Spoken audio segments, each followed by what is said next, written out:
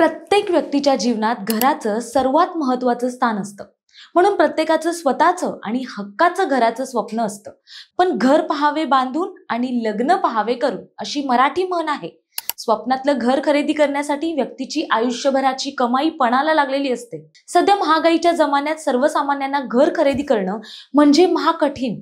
ही अडचण लक्षात घेऊन केंद्र सरकारनं ग्रामीण भागासाठी 80,000 कोटींची गुंतवणूक केली आहे. 30 लाख घरकुलांच्या माध्यमातून राज्यातील प्रत्येकाला हक्काचं घर देण्यात येणार आहे. प्रत्येकाला घर देणारे महाराष्ट्र हे देशातील पहिलं राज्य असेल असा विश्वास मुख्यमंत्री देवेंद्र फडणवीस यांनी व्यक्त केलाय. नमस्कार, मी प्राची शिरकर. आपण पाहत आहात प्रहार न्यूज लाईव्ह. केंद्रीय मंत्री शिवराज सिंग चौहान यांच्या उपस्थितीत पुण्यातील म्हाळुंगे बालेवाडी इथं प्रधानमंत्री आवास योजना लाभार्थी मेळावा पार पडला. प्रत्येक पात्र लाभार्थ्याला घरकुल देणार अशी घोषणा या मेळाव्यात केंद्रीय मंत्री शिवराज सिंग चौहान यांनी सरकारच्या वतीनं केली. राज्याच्या ग्रामीण भागातील प्रत्येकाला हक्काचं घर मिळावं यासाठी केलेला संकल्प आज पूर्ण होत आहे. 10 लाख घरकुलांचं उद्दिष्ट मंजूर केल्यानंतर एकही गरीब घरावाचून वंचित राहणार नाही. या घरकुलांसाठी 65,000 कोटींची गुंतवणूक होत आहे. त्यामुळे ग्रामीण अर्थव्यवस्थेला चालना मिळेल अशी आशा केंद्रीय मंत्र्यांनी व्यक्त केली. 2011 मध्ये झालेल्या सर्वेक्षणात बेघर असलेल्यांना घरे देण्यासाठी प्रधानमंत्री आवास योजना सुरू करण्यात आली होती. राज्याचे उद्दिष्ट अत्यंत कमी होते. 2017 मध्ये हे उद्दिष्ट पुरेसं नव्हतं. त्यामुळे जास्तीचं अधिक उद्दिष्ट मंजूर करण्याची विनंती केंद्र सरकारकडे करण्यात आली. त्यानंतर आलेल्या आवास प्लस योजनेत नोंदणीची सुविधा केंद्राने दिल्याने 30 लाख बेघराची नोंद करण्यात आली.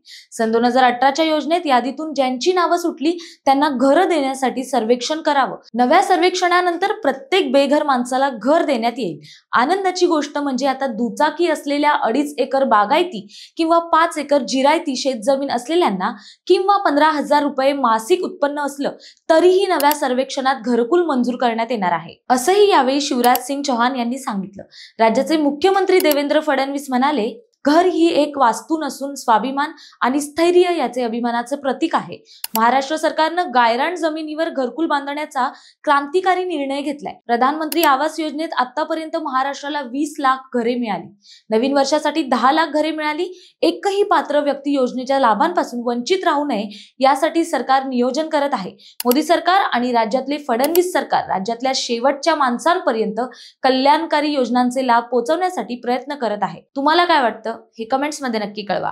आणि अशाच नवनवीन व्हिडिओ पाहण्यासाठी प्रहार न्यूज लाईव्ह चॅनलला लाईक, शेअर आणि सबस्क्राईब करायला विसरू नका. धन्यवाद.